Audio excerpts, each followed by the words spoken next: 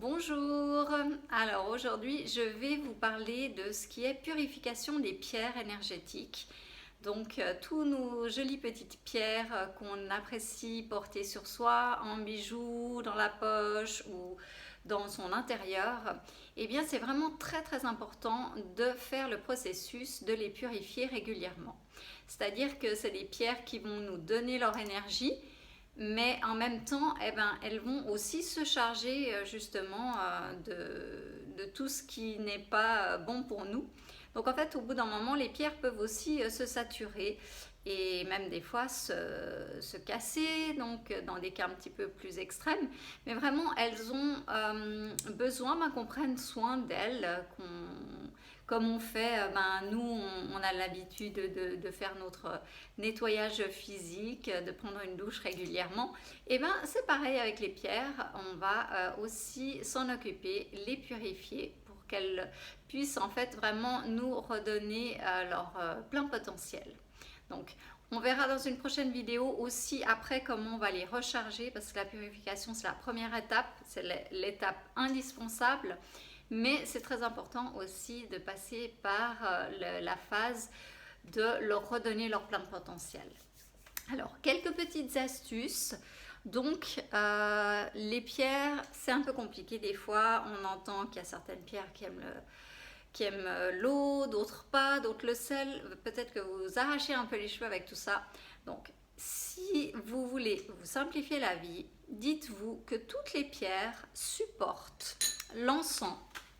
Donc là, j'ai par exemple en bâton d'encens, alors c'est pas que de la sauge, souvent c'est vraiment juste à la sauge. Là, c'est en encens avec de la sauge et de la rose. Donc on peut prendre notre bâton et l'allumer. Et en fait, on va passer notre pierre ou notre bijou dans la fumigation de sauge. Donc là, c'est de la sauge, mais il y a aussi d'autres plantes très purificatrices, comme par exemple le romarin est un très bon purificateur. Et bon, là, j'en ai un qui prend du temps à s'allumer. Et ensuite, donc, je vais prendre ma pierre que je vais passer dans la fumée. Donc, je vais vraiment prendre cet instant de connexion avec la pierre. Je vais la retourner, je vais demander, je vais vraiment mettre l'intention qu'elle soit totalement purifiée. Et je vais faire ça pendant environ 1 minute. Si vous avez beaucoup de pierres que vous aimeriez purifier en même temps, vous pouvez y mettre aussi par exemple dans une petite passoire. Et du coup faire toute la passoire en même temps, ça simplifie un peu. Donc vraiment c'est un instant aussi de connexion avec ces pierres que certainement vous adorez si le sujet vous intéresse. Donc ça, c'est un très bon moyen de purification. Il y a aussi le bois, le Palo Santo. Là, j'en ai pas un, mais c'est un bois très purificateur et très efficace aussi. Moi, je préfère la sauge, mais l'odeur aussi du Palo Santo est vraiment très doux et très agréable. En plus, il convient bien aussi pour les femmes enceintes qui, elles, ne devraient pas utiliser la sauge. Vous avez aussi la possibilité d'utiliser des bâtonnets d'encens. Alors, petite précaution particulière, déjà, il y en a énormément qui sont avec des parfums de synthèse, donc faites attention à ce que ça soit vraiment du 100% naturel. Et puis, visez vraiment des résines, des plantes qui sont spécifiquement purificatrices. Moi, je vous conseille quand même plus le Palo Santo ou la sauge. Je trouve un petit peu plus efficace que ce qui a été déjà transformé.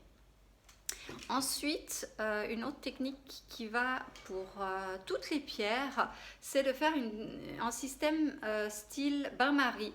Donc j'ai mis en fait du sel, du gros sel dans un bol. Bon là, j'en ai pas mis beaucoup.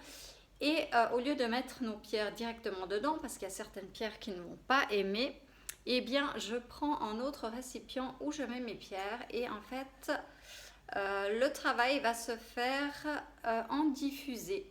Donc en fait on va le laisser par contre assez longtemps, on va le laisser idéalement 4 heures pour vraiment que le sel ait le temps de bien faire, d'agir et de purifier nos pierres. Donc là je vous le montre comme ça, mais mettez-en un petit peu plus de sel pour qu'il y ait, enfin ça dépend aussi suivant la quantité, mais qu'il y ait en tout cas 2 fois le dosage de sel.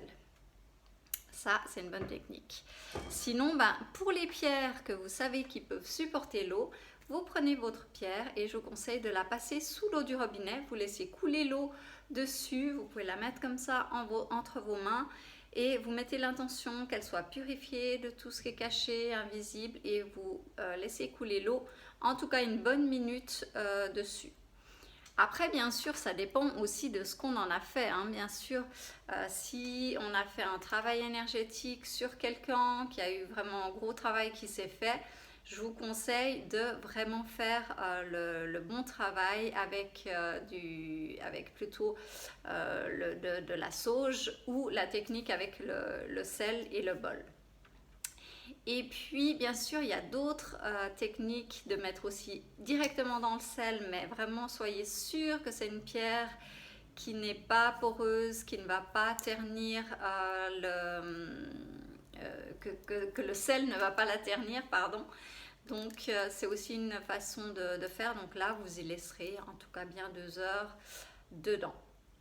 Et puis, alors dans d'autres techniques qui sont assez sympas aussi, si c'est des pierres qui supportent l'eau, c'est lorsque vous allez vous promener en forêt et que vous avez un ruisseau, que vous savez que c'est de l'eau vraiment propre, vous pouvez mettre dans un petit filet et le laisser un petit peu se recharger avec l'eau courante, enfin l'eau du ruisseau, de la rivière, qui va vraiment y apporter encore une énergie particulière. Après, il y a bien sûr, si vous allez à la mer, c'est une autre option vraiment super sympa aussi. Donc voilà un petit peu les principales techniques que vous pouvez utiliser pour la purification. Je vous parlerai donc dans une prochaine vidéo pour tout ce qui est rechargement. On verra ça un petit peu plus en détail. Donc là, c'était le sujet qui allait avec le dernier live que j'ai fait sur tout ce qui est protection énergétique. Mais vraiment, c'est hyper important, ouais, de tout ce qu'on va utiliser comme pierre pour que ça soit justement pour nous protéger, élever nos énergies, pour nous apaiser, de bien veiller à ce qu'elles soient parfaitement purifiées. Et bien sûr, j'allais donc pas oublier de vous parler aussi de quand ça, tous les combien de temps, parce que forcément vous allez vous poser la question. Donc si c'est une pierre que vous avez souvent sur vous, ou un bijou par exemple, je vous recommande 1 fois par semaine, c'est une bonne moyenne pour la purifier. Et puis si c'est une pierre que vous avez dans votre lieu de vie, donc on ne va pas trop toucher en principe, 1 fois par mois c'est une bonne moyenne. Et puis bien sûr, si vous faites un soin à quelqu'un, ou que vous interchangez les pierres avec quelqu'un d'autre, et automatiquement vous purifiez entre deux. Voilà, j'espère que cette vidéo vous aura donné des clés et aura peut-être éclairci aussi vos questionnements sur la purification des pierres. Je vous souhaite une excellente journée. À très vite.